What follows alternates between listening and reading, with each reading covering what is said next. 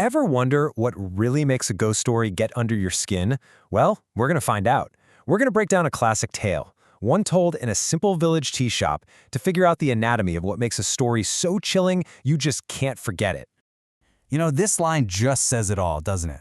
It tells us that the best ghost stories aren't really about the jump scares. No, it's about the whole vibe.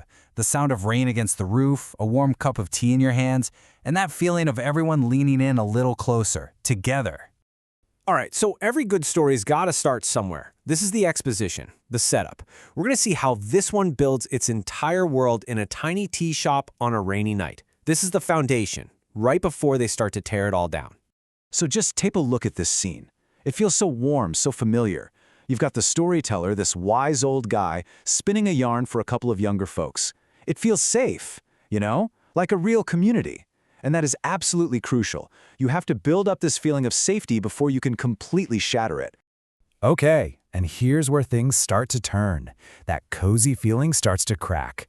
The mood shifts, and our storyteller, Ramesh Chacha, he's about to drop the puzzle that kicks off this whole mystery. Now this is so important. He isn't just telling some random scary story he heard somewhere. No, he's talking about a personal tragedy, about his own close friend. That personal connection makes everything feel so much more real, for the people in the tea shop and for us. It's not a fairy tale, it's being told like a memory. Check out this timeline. It's kind of weird, right? First, the guy just vanishes. Then a whole week goes by, nothing. And then you hear he died in an accident? The pieces just don't fit, and that's completely intentional. The story is planting that little seed of unease, making you feel like something is very, very wrong here.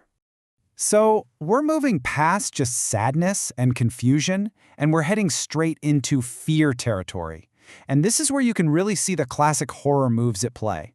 Just watch how the storyteller starts cranking up the tension, one step at a time. It all starts with something we can relate to. A knock at the door late at night when you're not expecting anyone. He's all alone. He calls out, hoping to hear a voice he knows, but Then, another knock. This time, it's louder, more insistent. And when he calls out again, just silence. You know, that silence is almost worse than a monster. The story's weaponizing the unknown. I mean, what's really scarier than not knowing what's on the other side of that door? And boom, here's the first big shock. He peeks outside the window, and he sees his friend Narendra, his friend who is supposed to be dead. So your mind is just racing, right? Is he a ghost? Was the news about the accident wrong? The story just throws all these possibilities at you, planting that first big seed of supernatural doubt. And just like that, everything changes. The stakes are raised, like way up. This isn't just a spooky personal experience for Ramesh anymore. Now it's tied to real, brutal violence. That ghost is no longer just a sad memory.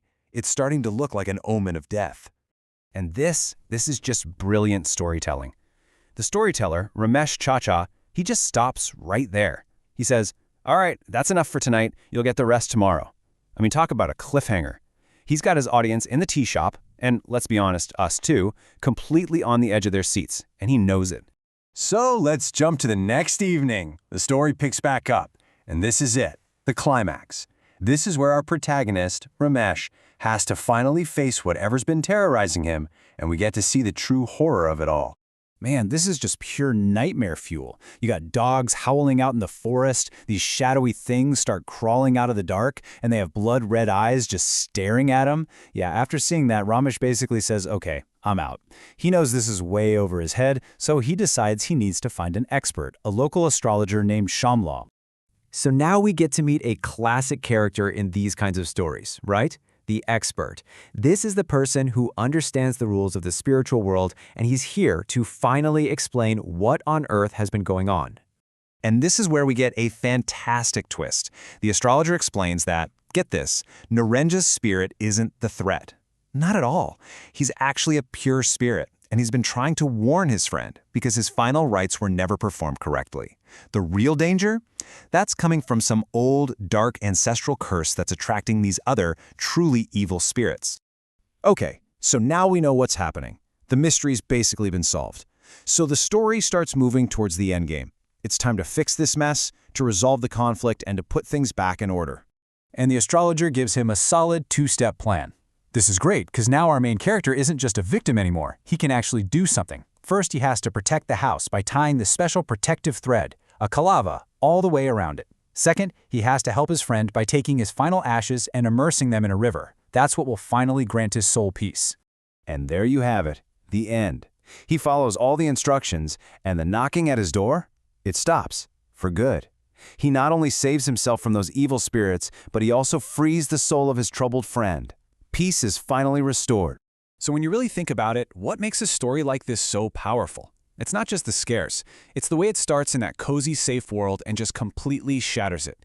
It's the relatable fear of loss and of the unknown. And ultimately, it's about our deep human need for resolution, to see order restored and to see a troubled soul finally find its rest. And that is the true anatomy of a ghost story.